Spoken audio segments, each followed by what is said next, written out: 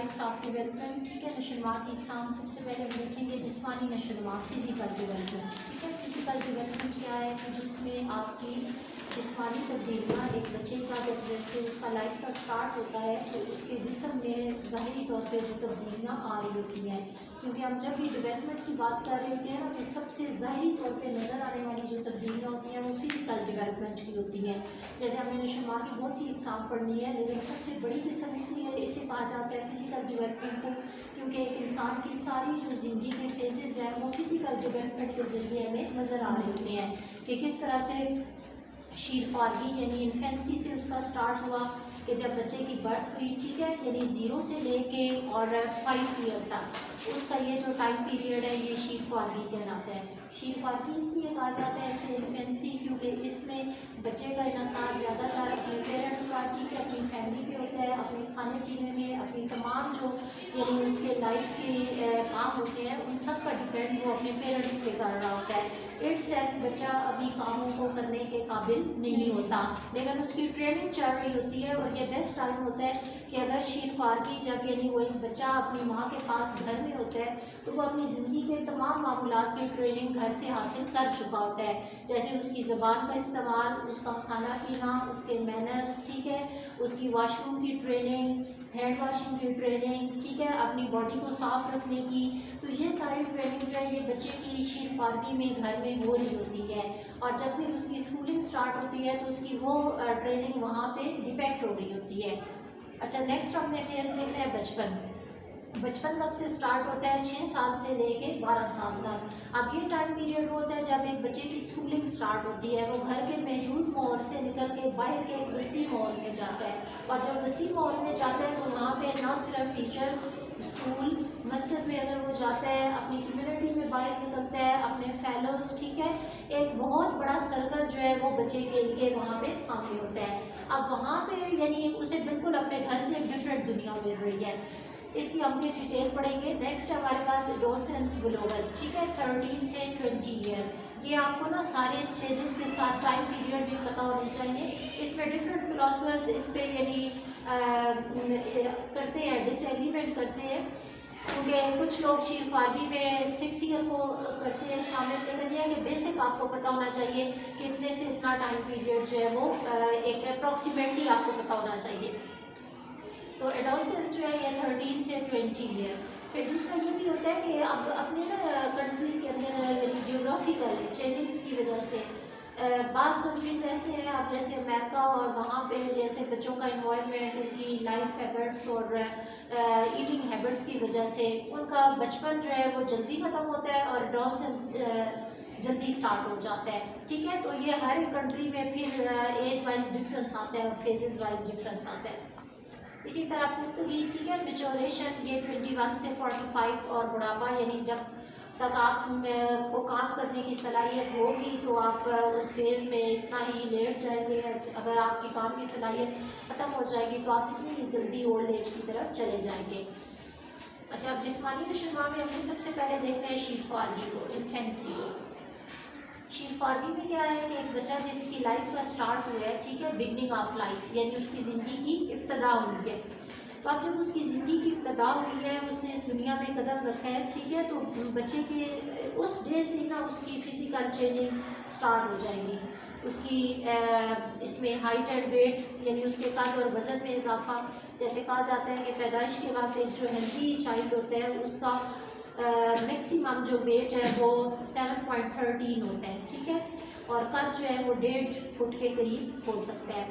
اور 1 سال کے بعد میں بچے کے قد میں جو اضافہ ہوگا وہ 40%, اور وزن میں جو اضافہ ہوگا وہ 3 گنا ہوتا ہے. اسی لیے جب بچوں کی فزیکل ڈیولپمنٹ ہو رہی ہوتی ہے تو اکثر ڈاکٹر جو ہے وہ فرسٹ ایئر کے ڈیورنگ یعنی بچے کی ڈیولپمنٹ کا جائزہ لینے کے لیے اس کا ویٹ ضرور کرتے ہیں کہ پتہ چلے کہ ایک بچہ جو ہے وہ اپنی ایج کے مطابق اس کی ڈیولپمنٹ ہو رہی ہے یا نہیں ہو رہی, یا پھر اگر وہ ویک ہے, اگر ویک ہے تو اس کی کیا وجوہات ہیں.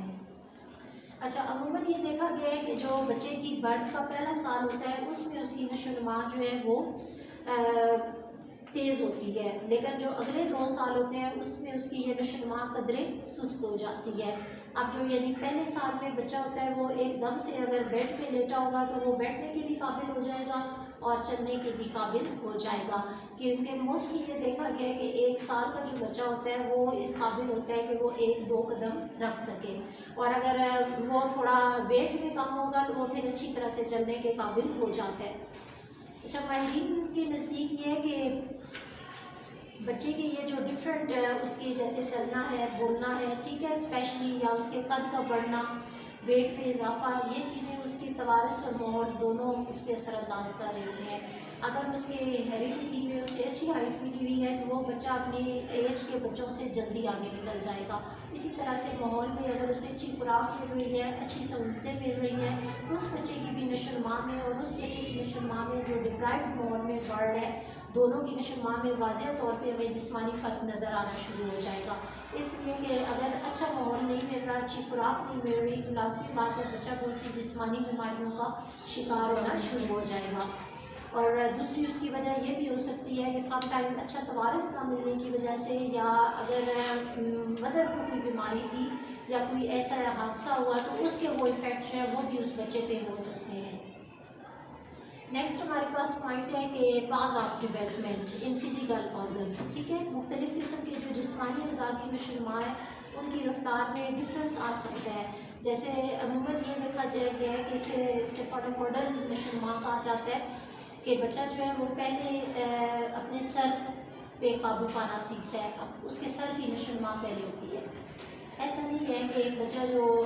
2 منتھ کا ہے وہ ایک دم سے اٹھ کے کھڑا ہو جائے گا، پہلے اس کی سیفالوپوڈل نشو و نما ہوگی، یعنی اسے سر کی نشو و نما کہا جاتا ہے۔ آپ دیکھیں کہ جب بچہ چھوٹا ہوتا ہے وہ بار بار سر کو اٹھانے کی کوشش کر رہا ہوتا ہے، سر پہ قابو پا لینے کے بعد اس کے مسلز جنہیں شولڈرز کہا جاتا ہے، اور اس کے ہاتھ، ٹھیک ہے، اور بازو ان پہ، اور اس کے بعد بیک بون پہ وہ قابو پاتا ہے، یعنی یہ اس کا سیکنڈ فیز ہے۔ اور تھرڈ جا کے اس کی پروکسیم موڈسٹل ڈیولپمنٹ ہوتی ہے جسے کہا جاتا ہے پاؤں اور ٹانگوں کی، ٹھیک ہے۔ تو وہ فیز وائز ہے کہ بچے نے پہلے سر اٹھایا، پھر اس نے ہاتھوں پہ اور بازوؤں پہ قابو پا کے بیک بون پہ قابو کیا اور اس نے بیٹھنا شروع کیا، ٹھیک ہے، بیٹھا بھی وہ پہلے سہارے سے ہے، اور بیٹھنے کے بعد پھر اس نے کیا کی ہے، کرالنگ، ٹھیک ہے، اور کرالنگ کے بعد اس نے پھر کھڑا ہونا اور پھر چلنا سیکھا۔ تو اس کے اب وہ ہر فیز میں ڈفرینس آئے گا۔ اچھا، نیکسٹ ہمارے پاس پوائنٹ ہے کہ انٹر ریلیشن شپ کی کمی ہوتی ہے باہمی رابط کی۔ عموماً دیکھا گیا ہے کہ جب بچے چھوٹے ہوتے ہیں تو ان کے ڈفرینٹ جو آرگنز ہیں ان میں باہمی رابط کم ہو سکتا ہے، یعنی انٹر ریلیشن شپ، خاص طور پہ جیسے بچے کے سر، پاؤں اور ٹانگوں کی حرکات میں باہمی رابط نہیں ہوتا، اور شروع میں جیسے دانت ہوتے ہی نہیں ہیں، پھر 6 ماہ کی عمر سے نکلنا شروع ہو جاتے ہیں، لیکن اگر آپ یہ کہیں کہ اب ایک بچے نے اگر سر اٹھایا ہے تو ساتھ ہی اس کا دانت نکل آئے، تو یہ رابط ہے، اگر دانت نکلا ہے تو ساتھ ہی اس نے کھڑا ہونا سیکھا ہے، ایسا نہیں ہے۔ یہ ساری جو یعنی چیزیں ہیں ان میں ڈفرینٹ ہے کہ اب جیسے یہاں پہ دانت نکلنے کی عمر جو ہے بچے کی 6 ماہ کی ہے، اور سم ٹائم بچوں میں ڈفرینس بھی آ سکتا ہے، ضروری نہیں کہ ہر بچے 6 ماہ کی عمر میں دانت نکالے گا، ہر بچے کا اپنا ٹائم مختلف بھی ہو سکتا ہے، اور پھر اس کی وجہ جو ہے وہ یہی آ جاتی ہے کہ جیسے اسے اگر توارث کیسا ملا ہے اور اسے ماحول کیسا مل رہا ہے۔ اگر اسے ماں کی طرف سے ابھی بھی اچھی خوراک مل رہی ہے تو اس بچے کے جنرلی 6 ماہ کی عمر میں دانت نکل آئیں گے۔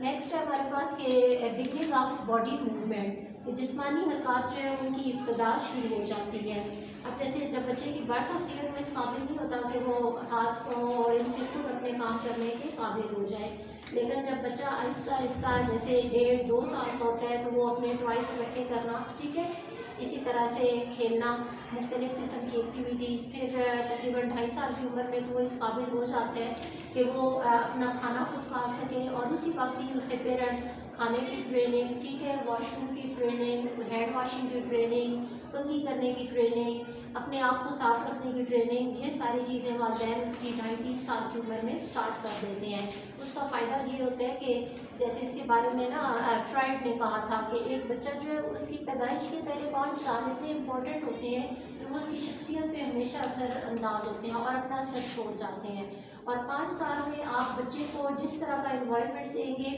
جس طرح کی اسے آپ فیسلٹیز فراہم کر رہی ہیں، لینگویج کے لحاظ سے، ذہنی نشو و نما کے لحاظ سے، جسمانی نشو و نما کے لحاظ سے، جیسے اسپورٹس ہیں، ایکٹیویٹیز ہیں، یہ ساری، اسی طرح سے ایک دوسرے کے ساتھ بات چیت کرنا، کمیونیکیشن، وہ سب کے سب اس کی لائف بنا چکے ہوتے ہیں۔ جب ایک بچہ اسکول میں جاتا ہے تو وہ اپنے گھر سے وہ ایک سارا سیٹ اپ بنا ہوا لے کے جاتا ہے. ہمارے یہاں اگر ایک یہ آرگیومنٹ دیا جاتا ہے نا کہ ہمارے بچے اداروں میں جا کے خراب ہو جاتے ہیں دوسرے بچوں سے مل کے، تو ایسا نہیں ہے. ہم اپنے بچوں کو خود جو بنا کے بیچتے ہیں وہ وہاں جا کے اپنے آپ کو صرف پریزنٹ کرتے ہیں کہ ہم کس فیملی سے آئے ہیں، ہم کیا لرن کر کے آئے ہیں، کیا چینجنگز ہمارے اندر آئی ہیں، اور وہ 5 سال اس کی تربیت کے وہ ہوتے ہیں جو اسے اس کی ماں تربیت کر دیتی ہے.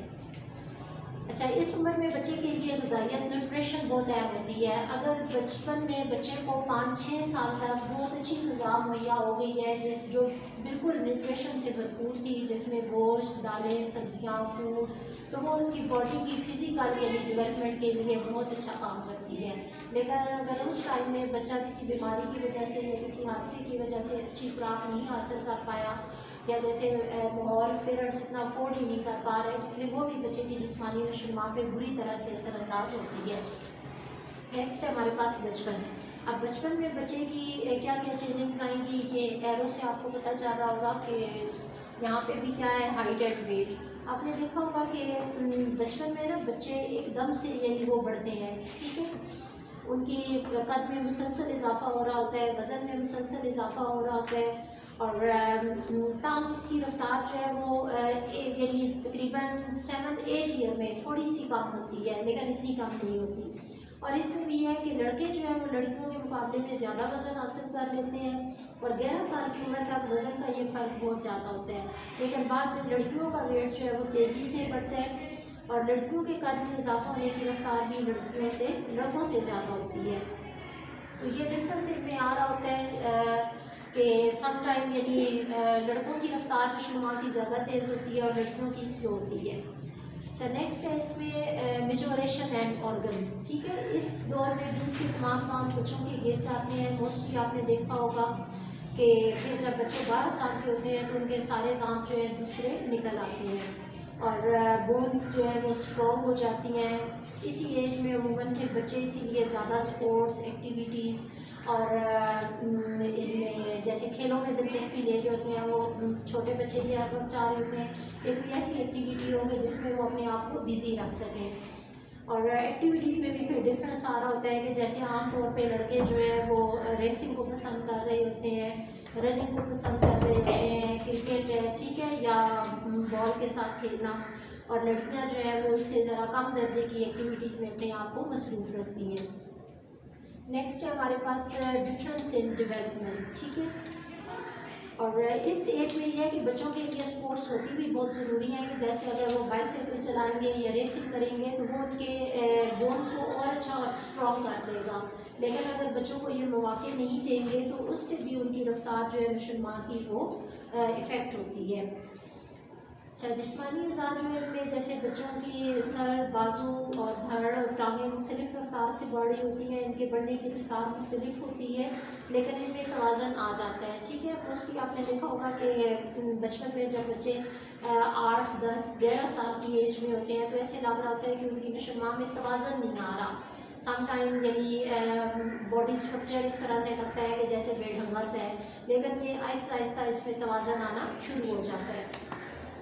نشو و نما کی رفتار میں مختلف بچوں کے ساتھ مختلف ایکسپیرینسز ہو سکتے ہیں. جیسے کہ کچھ بچے دیکھا گیا ہے کہ وہ 6-7 سال کی عمر میں بہت تیزی سے بڑھتے ہیں اور پھر ان کی نشو و نما سلو ہو جاتی ہے،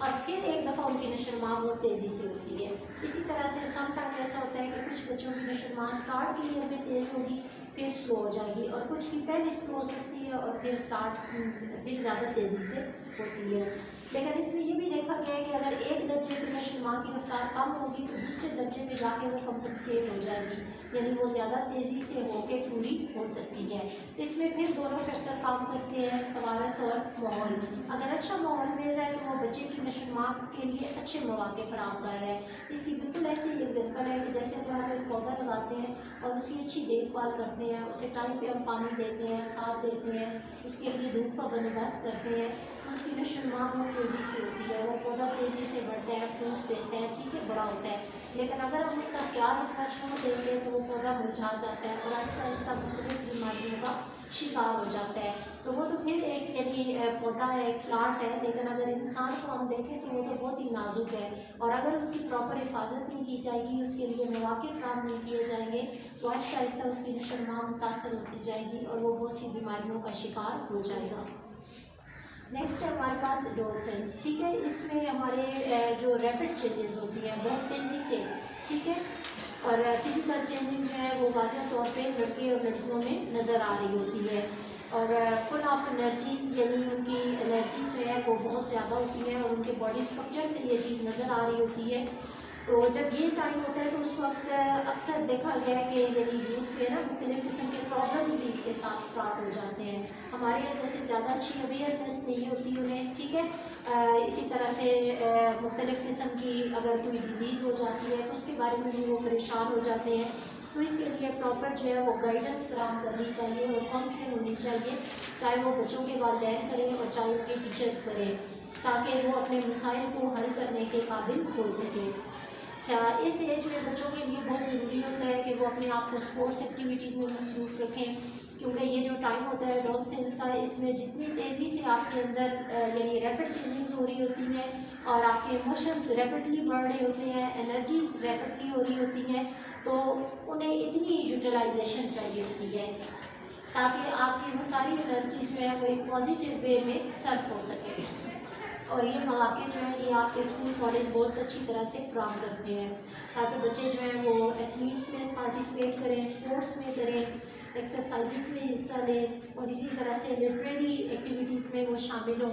फिर यहाँ पे देखा गया है कि जैसे बच्चों के डिफरेंट जो प्रॉब्लम्स होते हैं वो बहुत अच्छी तरह से सॉल्व करने चाहिए,